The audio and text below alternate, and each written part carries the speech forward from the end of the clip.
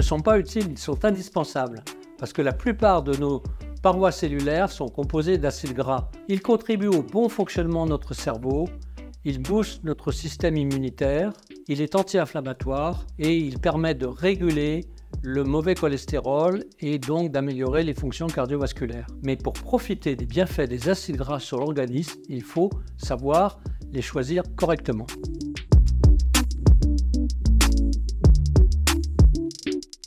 Le problème, c'est un apport excessif en graisse animale saturée qui augmente le cholestérol et le mauvais cholestérol. Cette augmentation permanente du mauvais cholestérol est à l'origine de ce qu'on appelle des plaques d'athérome, c'est-à-dire des épaississements au niveau des parois des vaisseaux sanguins tout au long de notre circulation sanguine. Lorsque ces plaques d'athérome s'épaississent, elles provoquent un rétrécissement des artères tout au long du système circulatoire, avec un certain nombre de symptômes comme des douleurs thoraciques, des essoufflements, des vertiges ou une fatigue chronique, en particulier chez les femmes. Et puis aussi des douleurs spécifiques qui sont des douleurs dans la poitrine avec des sensations de serrement et dans le bras gauche qui annoncent la suite, c'est-à-dire le fait que ces plaques d'athérome peuvent se rompre, provoquer des caillots sanguins, obstruer totalement la circulation et être à l'origine, au niveau du cœur, de ce qu'on appelle l'infarctus du myocarde ou au niveau du cerveau, de l'accident vasculaire cérébral.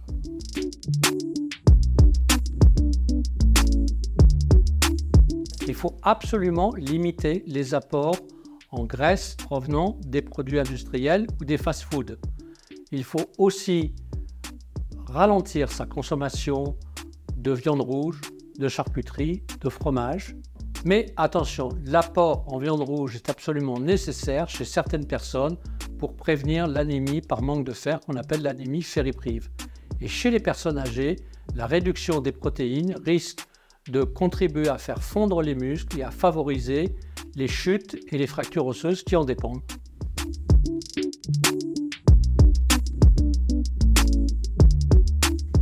Alors de façon générale, il n'y a pas de symptômes cliniques spécifiques pour ça. Donc le repère indispensable, c'est la prise de sang et faire finalement un bilan lipidique avec une prise de sang faite à jeun chez le patient. Et ça permettra de mettre en évidence notamment les principaux composants qui jouent dans le métabolisme cardiovasculaire. Donc sur profil lipidique, on va pouvoir mettre en évidence la quantité de cholestérol total, qui est un élément essentiel. On a tous du cholestérol dans notre organisme, puisqu'il est important pour synthétiser notamment des hormones. On mettra aussi en évidence des fractions du cholestérol. La première, c'est celle du LDL cholestérol.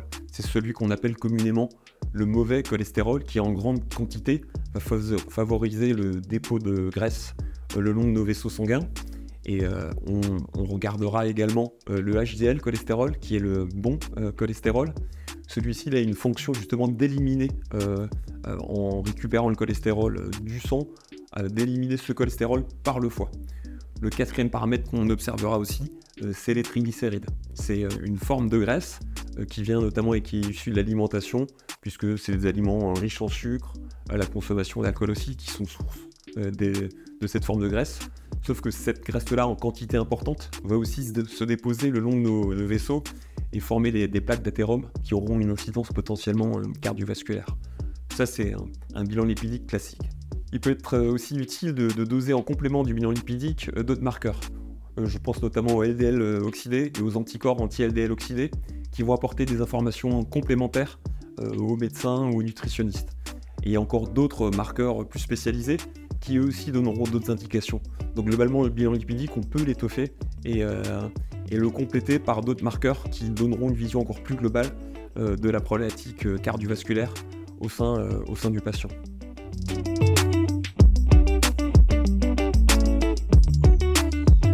Alors dans ce cas de figure, les premières étapes à respecter, ce sera tout simplement déjà de modifier l'alimentation, d'aider le patient dans ce sens-là, et aussi de l'aider à renforcer son activité physique.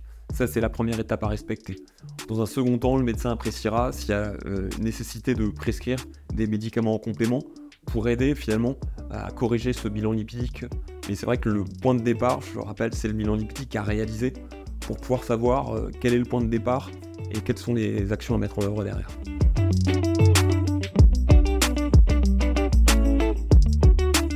Dans le bilan lipidique est communément réalisé à partir d'une prescription d'un médecin. Il faut savoir qu'on peut aussi l'envisager de son propre chef en se rendant dans un laboratoire.